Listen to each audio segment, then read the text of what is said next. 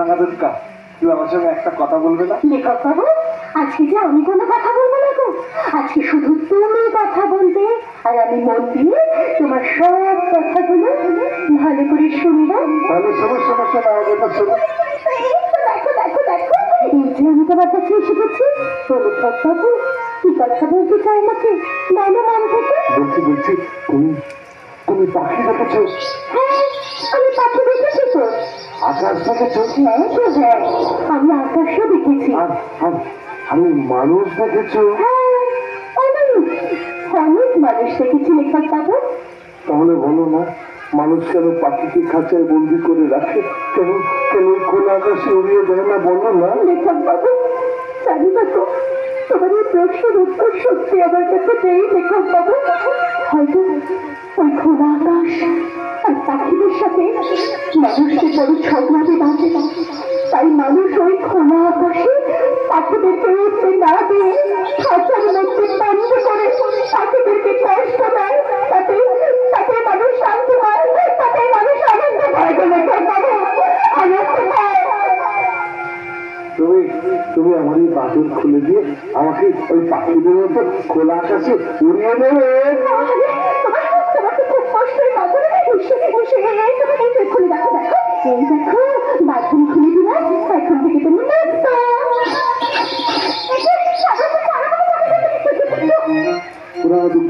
তুমি ছটফট করছো কেন?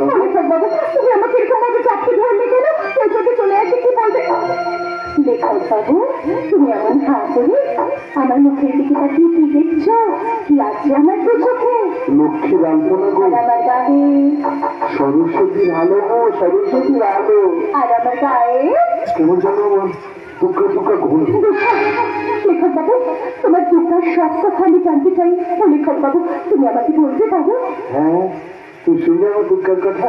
আমার দুঃখ ছিল এক রাত জোরে হওয়া আর একটুখানি কাছে পাওয়া। লেখক বাবু, তোমার দুঃখা কি করতো? তোমার দুঃখা কেমন মেয়ে ছিল?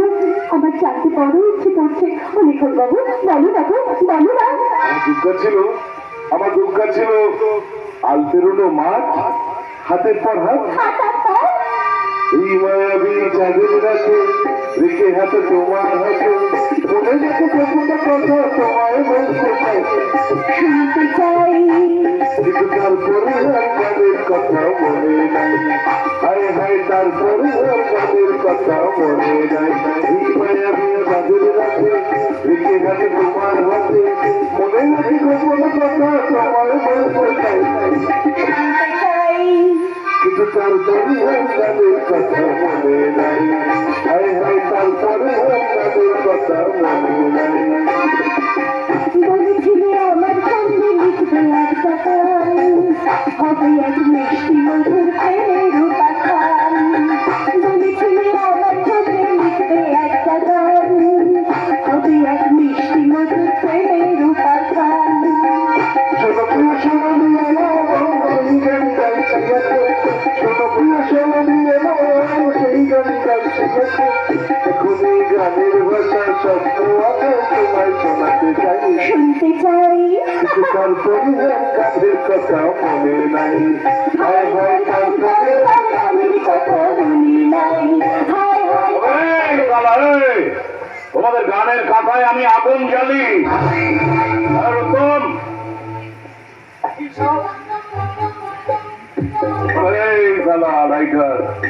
আমার ভালোবাসার সঙ্গে পিড়িত মানানো হচ্ছে।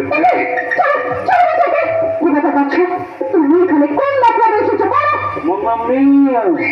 আরে বাবা, তুমি এখানে কি মতলবে এসেছো? আমি এখানে এসে দেখছো অসুস্থ মানুষরা, একে সেবা শুশ্রূষা করে সুস্থ করে তোলার চাকরি করতে এসেছি। আরে বাবা, আমিও তো উকিল বাবু মানে সজল রায় চৌধুরীর কথা তার পাগল ভাইয়ের সিকিউরিটি গার্ডের চাকরিতে জয়েন করেছি। হিসাব করে কালো ব্যাগ দেখা দিয়েছে গো। পালো পালো পালো পালো।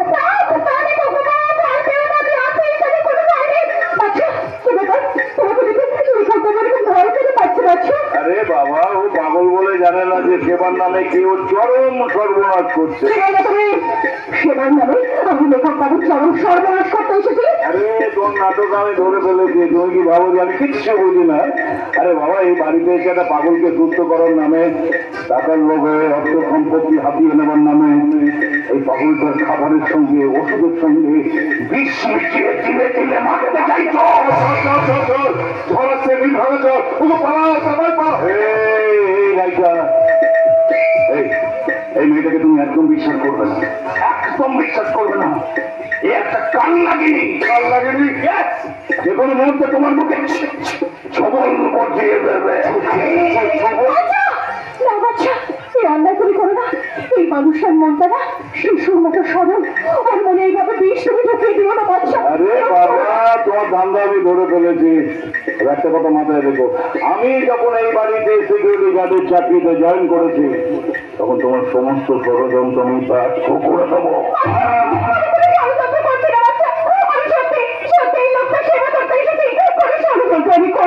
তাহলে কান খুলে শুনে রাখো, আগামীকাল সূর্য ওঠার আগে তোমাকে যেন এই বাড়িতে আমি না দেখি। না বললে আমি শুনবো না, না বললে আমি শুনবো না। আমার কথা মতো বাড়ি থেকে না গেলে কি করে টানতে টানতে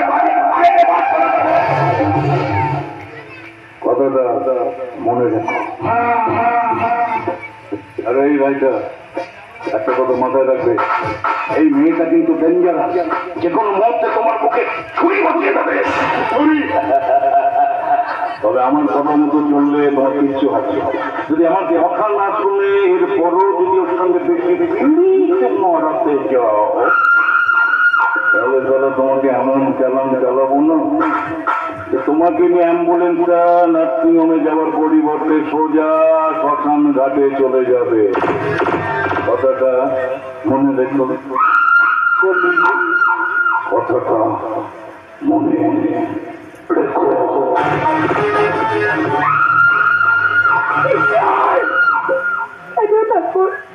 এত শাস্তি কেন দিচ্ছ আমাকে? কেন দিচ্ছ?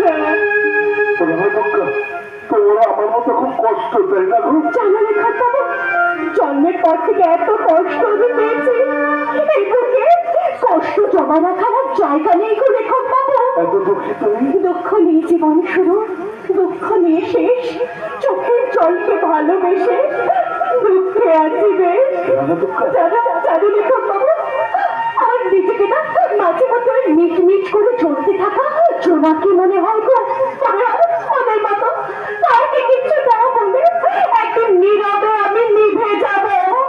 তখন দেখবে আমিও না ওই তারাদের মাঝে হারিয়ে যাবো।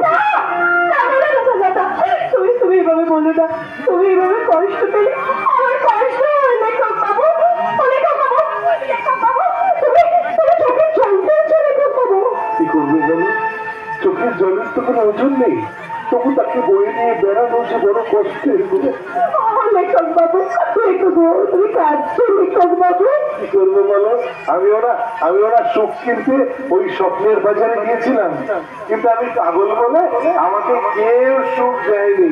তাই ভাবলাম কেন বাবা খালি হাতে ফিরে আসবো, দেখলাম কান্নার দাম কম।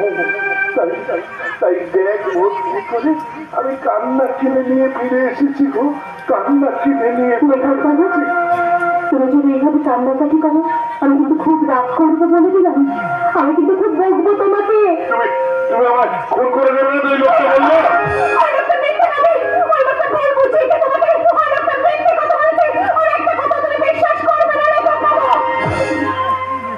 লেখক বাবু, একটু বিশ্বাস আমাকে করো না লেখক বাবু, একটুখানি একবার অন্তত আমাকে বিশ্বাস করে দেখো। আমি প্রদীপ নই লেখক বাবু, যে নিভে যাবো। আমি পাখি নই যে ওই আকাশে আমি উড়ে চলে যাবো। আমি সূর্য নই যে ডুবে যাবো।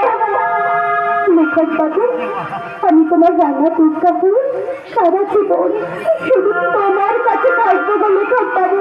তোমাকে ছেড়ে কোনোদিন কোথাও চলে যাবো না লেখক বাবু। তাহলে বলো, তুমি আমাকে ভালো করে দেবে বলো। লেখক বাবু, তুমি তো কিছুদিনের মধ্যে একদম সুস্থ হয়ে যাবে। তখন এই চাকরি থেকে আমার ছুটি হয়ে যাবে। আমি তো তখন আর এই বাড়ি থাকতে পারবো না। বাড়ি ছেড়ে আমাকে নিজের বাড়ি চলে যেতে হবে। লেখক বাবু, আমাকে তখন সারাক্ষণ দেখতে না পেয়ে তোমার তোমার কষ্ট হবে লেখক বাবু। তখন আমি পাগলের মতো চিৎকার করে বলবো, ওগো তোমরা আমার রাঙা দুঃখাকে দেখেছো গো, তোমরা আমার রাঙা দুঃখাকে দেখেছো গো, আমার রাঙা দুঃখা, আমার রাঙা দুঃখা। একদম নিজেকে পাগল তুমি ভাবো না লেখক বাবু, তুমি সুস্থ।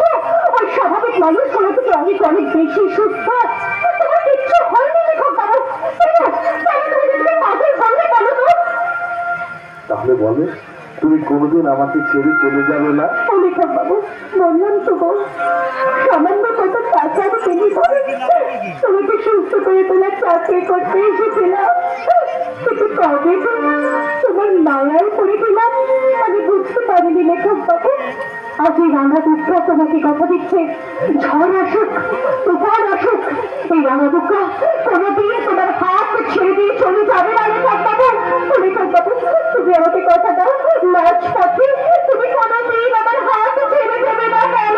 তুমি ছেড়ো না হাত, যদি আধার সইবে, গ্রহণ হতে গেলো আমার তাতেই বধূকে। তুমি ছেড়ো না হাত, যদি আধার সইবে, গ্রহণ হতে গেলো আমার তাতেই বধূকে।